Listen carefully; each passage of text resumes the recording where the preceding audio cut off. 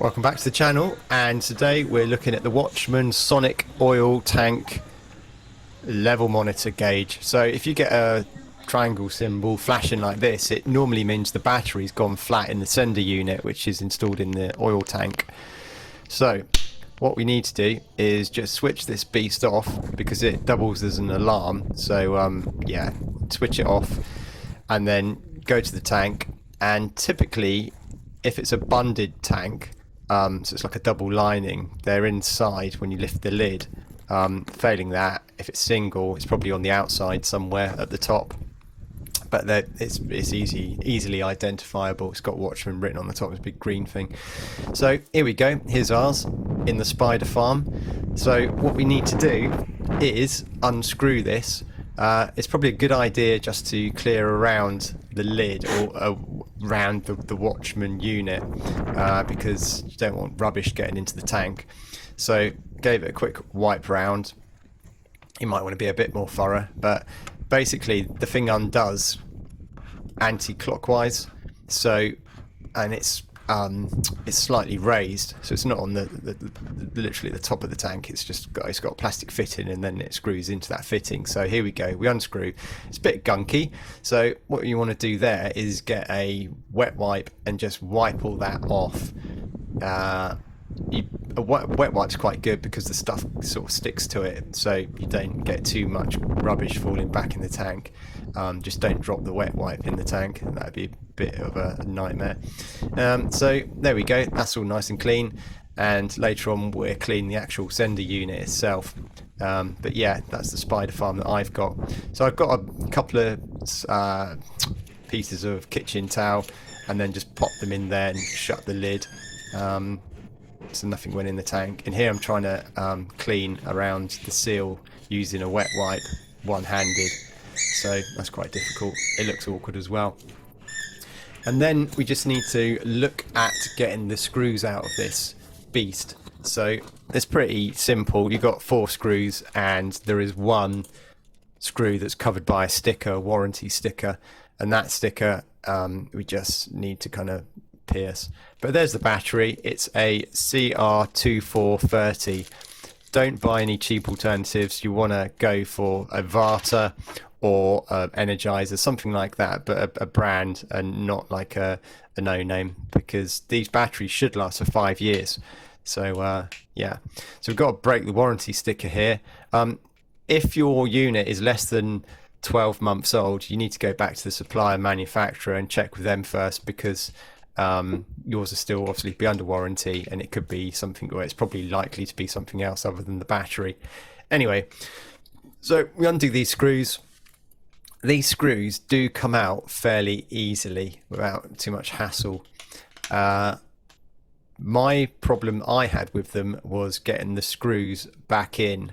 One of them in particular, we had to kind of get a little bit of hand soap on and use that to ease it back in. So yeah, anyway, taking these screws out one by one. These units are pretty good. I've had 2 of them. So got the lid off. Inside is a little present. It's a silica bag of gel to keep the moisture away from the circuit board. It was bone dry in there, so as you can see, it looks like brand new. So we put that bag to one side.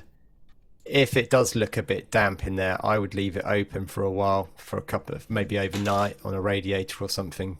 But yeah, so here we go. The battery's got a piece of sellotape over it, so we just peel that off. I'll put that to one side because I put that back on. And then the battery itself, you can just push it out with a screwdriver, and that comes out nice and easily, like so.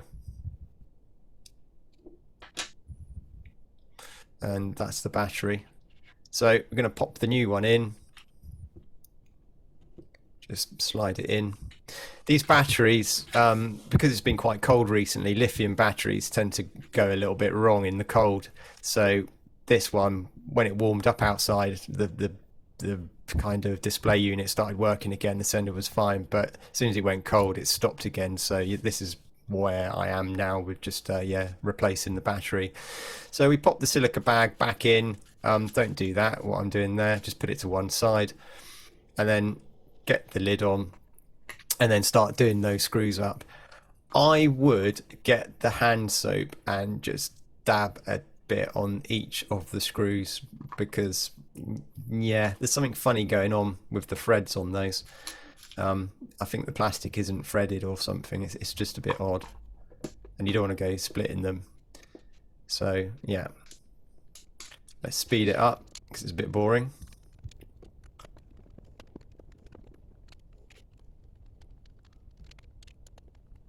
It's one of those jobs where you just don't know the screws if they've gone all the way in and the cap is actually sealed or not. But yeah, with the soap you would know that. Alternative to that is a bit of oil or silica spray, something like that. So this is the pesky one that was not going in, and then that is how much of that soap stuff I put on, just a tiny amount. And there you go. And then that went in like quite nicely. So once we got all these screws back in, you can check the lid, just pull it to make sure it is sealed. And then obviously what you're doing then is you're going off and putting it back in the tank. Just measuring the depth of the holes with the screwdriver there. Bit more fiddling.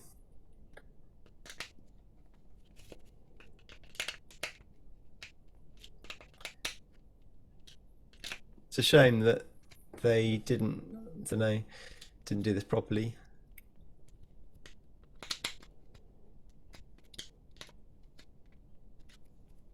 Give some feedback on the video in terms of how yours was, if your screws were like difficult to get back in.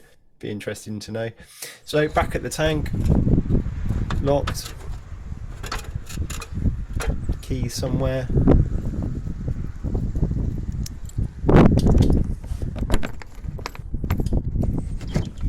And then we just take the paper towel out of there, and then we just screw the Watchman sender unit back in gently clockwise. You don't have to do this up tight at all, it just needs to make a seal.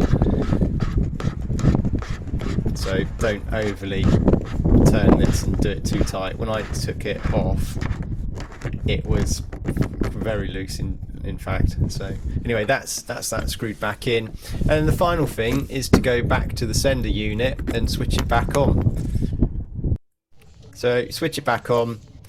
The connection, I don't know how often it pulses, but the connection can be a bit slow, so yeah, switch it on and then have a look at it. I think it takes about a minute or might do. So anyway, thanks for watching the video. Don't forget to rate, subscribe, and I'll see you on another one.